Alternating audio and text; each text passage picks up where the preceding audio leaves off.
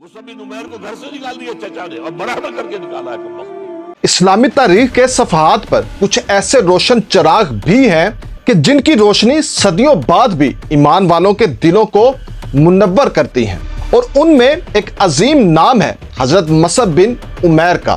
حضرت مصعب بن عمیر بڑے مالدار تھے اور بڑے مہنگے جوڑے پہنتے تھے، پھر اللہ نے کرم کیا اور حضور کی غلامی میں آ گئے۔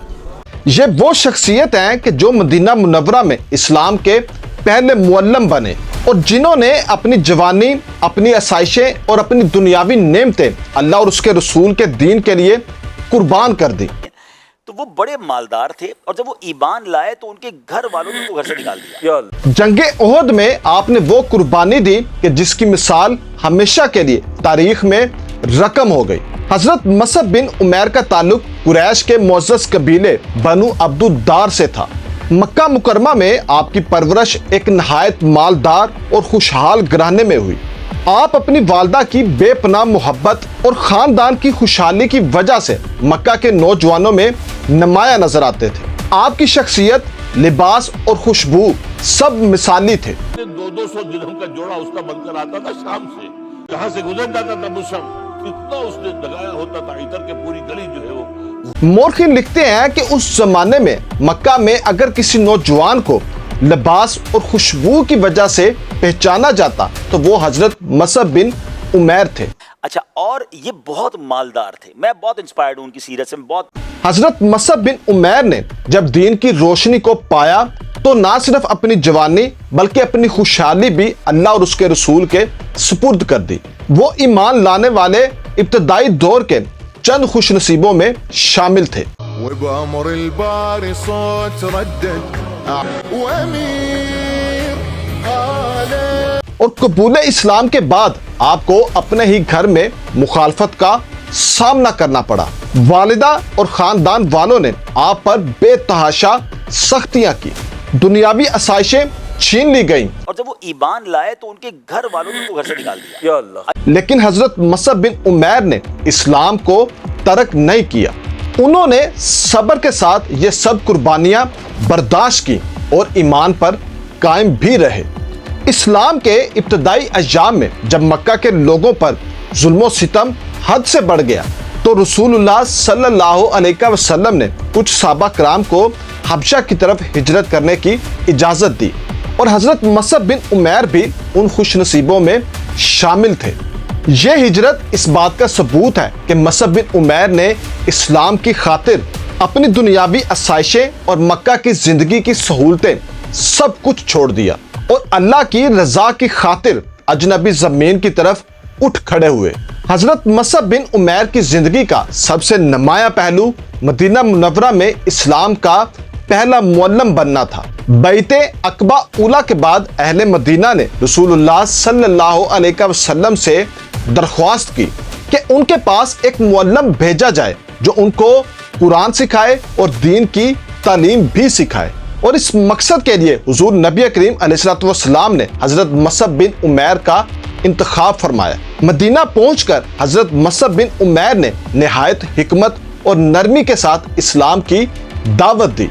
جوان نبی پاک صلی اللہ علیہ وسلم نے ڈیوٹی لگائی، فرمایا مدینے مجھ سے پہلے جاؤ، جا کے تبلیغ کرو۔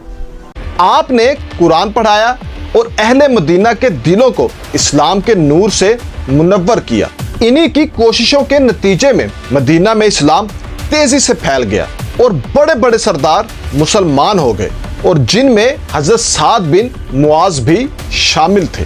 اور ان کی خالہ کے بیٹے تھے حضرت سعد بن معاذ، تو حضرت سعد بن معاذ نے خود نہیں کہا، خالہ کے بیٹے تھے، نہ کہا وہ ناراض نہ ہو جائے۔ اور یہی وہ بنیاد تھی کہ جس نے بعد میں مدینہ کو اسلام کی ریاست کا مرکز بنایا۔ حضرت مصعب بن عمیر کو رسول اللہ صلی اللہ علیہ وسلم نہایت اعتماد اور محبت سے دیکھتے تھے۔ جب مدینہ میں انصار کے ساتھ دوسری بیعت عقبہ ہوئی تو اس میں بھی حضرت مصعب بن عمیر نے اہم کردار ادا کیا۔ انہوں نے اسلام کی ایسی بنیادیں مدینہ میں ڈالی کہ ہجرت مدینہ کے بعد وہ شہر اسلام کا گہوارہ بن گیا۔ سن 2 ہجری میں جب جنگ بدر ہوئی تو اس میں حضرت مصعب بن عمیر بھی شریک تھے۔ اس موقع پر رسول اللہ صلی اللہ علیہ وسلم نے انہیں اسلامی لشکر کا परचम अता फरमाया। और ये एक बहुत बड़ी जिम्मेदारी थी और ये रसूलुल्लाह सल्लल्लाहु अलैहि वसल्लम के एतमाद की अलामत भी थी। बदर की फतह के बाद मुसलमानों के हौसले बुलंद हो गए और मसअब बिन उमैर का किरदार भी मजीद नुमाया हो गया। सन 3 हिजरी में जंग ओहद का मार्का पेश आया और उस मौका पर भी हजरत मसअब बिन उमैर को इस्लामी लश्कर का अलम अता फरमाया गया। मैदान ओहद में उन्होंने बेमिसाल बहादुरी और इस्तकामत का मुजाहरा किया। दुश्मन की यलगार के दौरान हजरत मसअब बिन उमैर ने रसूलुल्लाह सल्लल्लाहु अलैहि वसल्लम के करीब रहते हुए परचम थामे रखा। रिवायतों में आता है कि आपने रसूलुल्लाह सल्लल्लाहु अलैहि वसल्लम का दिफा करते हुए अपनी जान की परवाह ना की। जब दुश्मन ने आप पर हमला किया तो पहले आपका एक हाथ कट गया, फिर आपका दूसरा हाथ भी कट गया, लेकिन आपने इस्लाम का अलम थामे रखा और आखिरकार आप शहीद हो गए, लेकिन परचम को जमीन पर गिरने ना दिया।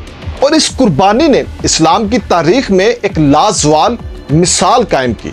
हजरत मसअब बिन उमैर की शहादत के बाद जब उनके कफन का इंतजाम किया गया तो मालूम हुआ कि उनके पास तो एक चादर के सिवा कुछ भी नहीं था, और अगर उससे सर ढांपा जाता तो पांव खुल जाते, और अगर पांव ढांपने जाते तो सर खुल जाता।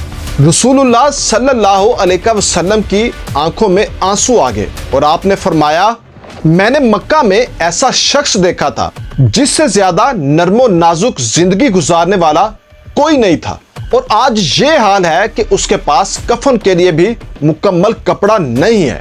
हजरत मसअब बिन उमैर की जिंदगी कुर्बानी, इसार और इखलास की एक मुकम्मल दास्तान है। वो इस्लाम के पहले मुअल्लम थे और रसूलुल्लाह के काबिल एतमाद साथी भी थे और मैदान ओहद के अजीम शहीद थे। उन्होंने अपनी दुनिया की हर आसाइश दीन इस्लाम के लिए कुर्बान कर दी, और आज भी उनकी जिंदगी से ये पैगाम मिलता है कि अगर दीन के लिए इखलास और कुर्बानी हो तो अल्लाह ताला ऐसे इंसान को तारीख में हमेशा के लिए जिंदा कर देता है।